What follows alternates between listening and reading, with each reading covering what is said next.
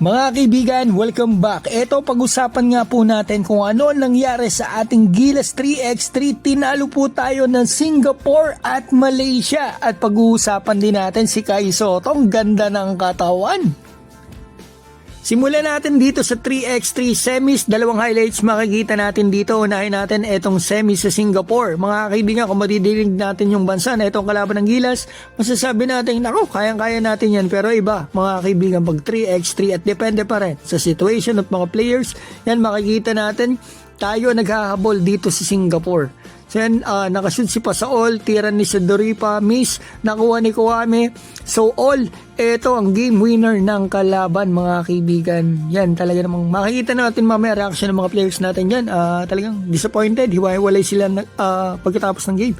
So ito makikita natin, battle for bronze, dito tayo napunta dahil natalo tayo Singapore. Sedoripa, mga kaibigan, ito kasama namin yan si Sedoripa sa Santo Tomas, Batangas, pagdayo nung una.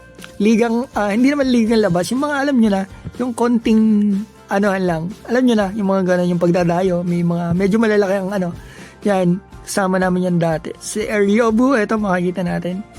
Kuame, bihira nakagawa niyan, natanggal yung sapatos, tapos nakashoot ka.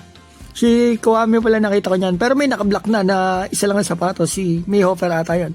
So yan, makikita natin, Eryobu. Pero sumasagot itong Malaysia. Alam nyo, mabigat na yung laban dito ng ating Gilas.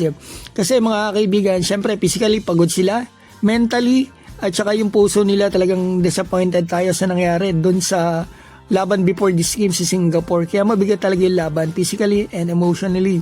So yan, makikita natin. Kasi disappointed tayo doon sa laban natin sa Singapore. Kasi papasok sana tayo sa gold, yun talagang goal natin, pero natalo nila tayo.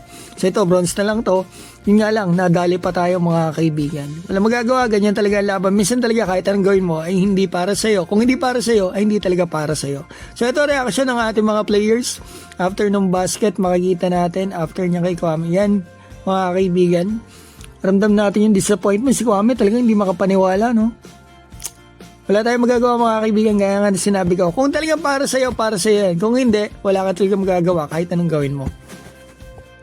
So ito, pag-usapan naman po natin ang ating pambato na si Kai Sotto. Ngayon December na, so sabi niya, pag naging smooth yung recovery niya, next month mga kaibigan, makakalaro na siya o target niya maglaro.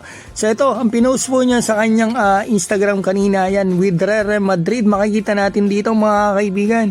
Pag sinumo talaga, ang ganda ng katawan ni Kai, yan mga kaibigan. At least nakita natin yung improvement ng pambato natin. Kita nyo, laki ng in-improve ng katawan niya mga kaibigan. Talagang lalo tayong may excite sa kanyang pagbabalik.